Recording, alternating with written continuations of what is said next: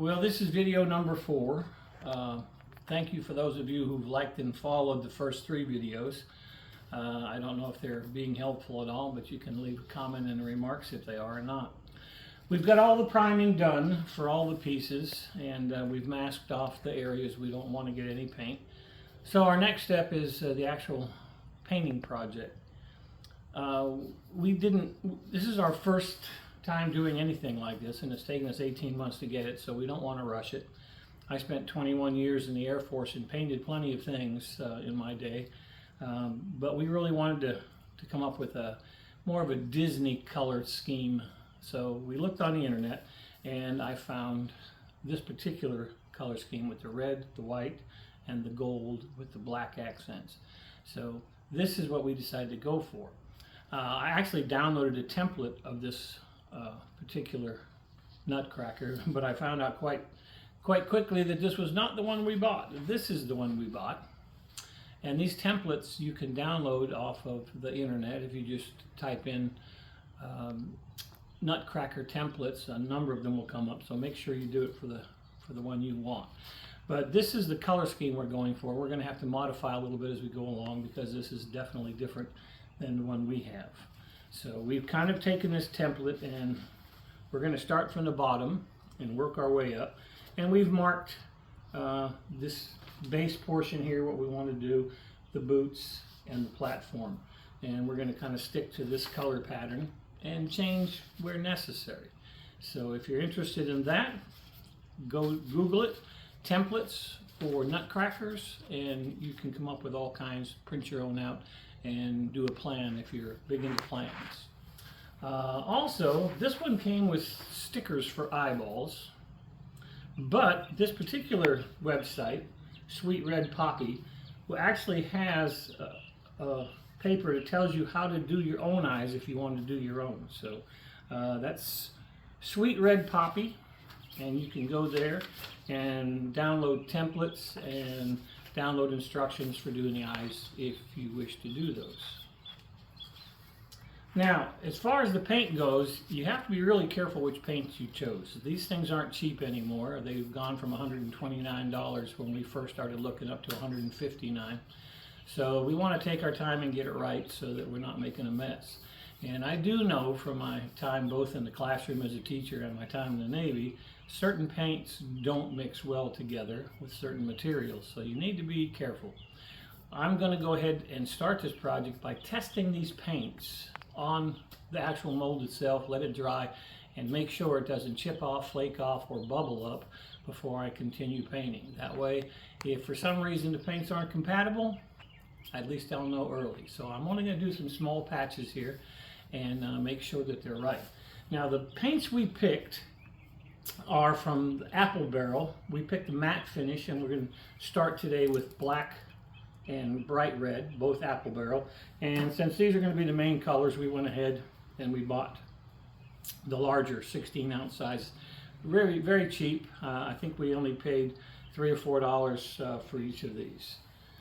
And for the accents, there were so many different brands of paint. Now we got most of ours from either Walmart or Hobby Lobby, and there's Deco Art, there's this one is Crafters Collection, and then this particular one is Folk Art. And we've picked these to test to see how they work out. And the colors we wanted, we couldn't find in any one single brand, so we ended up having to buy 3 different brands. Now for brushes, I learned a long time ago, the more you invest in a brush, the happier you're going to be. I went to Lowe's and found these wonderful, I think they're zip bra brushes, and you can see there's a flat brush, there's an angled brush for those hard to reach corners, and a little tiny brush here, and I'm going to start using those. These brushes, if you use the use the acrylic paint, will wash up with just a little bit of soap and warm water, and they'll clean up, and if you take good care of your brushes, they'll take good care of you. I don't like working straight out of a container, so what I'm going to do is I'm going to work out of these little cups, and I'm going to start, since I'm going to do some fairly medium-sized areas, I am going to use this brush for right here. Now you can see right away that there's a couple of those loose strings, and I can tell you from experience they will get you in trouble real fast. So I'm going to go ahead and snip them off before I get started. Now I'm going to start with a little bit of red because this platform that the boots are on is going to be red. I'm going to give it a good shake before I get going. Trust me, I'm not going to go through this entire process with you folks, so you're not going to, I'm just going to show you how I get started with this process, and then next video will be more in detail once we decide whether these paints were successful or not.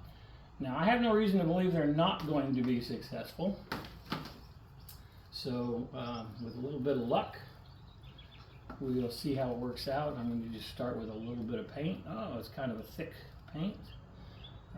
Come think of it, yeah, acrylic paint is kind of thick, isn't it? So we're going to start with a little bit of red. And like I said, I'm only going to do a small section, let it dry, and then I'm going to test out to make absolutely sure it's the brightness we want, and it's the color we want, and that it's compatible with what we're doing. Now you can be able to see, and I want to try and start right in that very, very corner where I know it's going to be difficult to get to. Now I'm hoping that this is not going to take more than 1 or 2 coats total. This is a fast drying acrylic paint, so I am hoping that this will not take too long.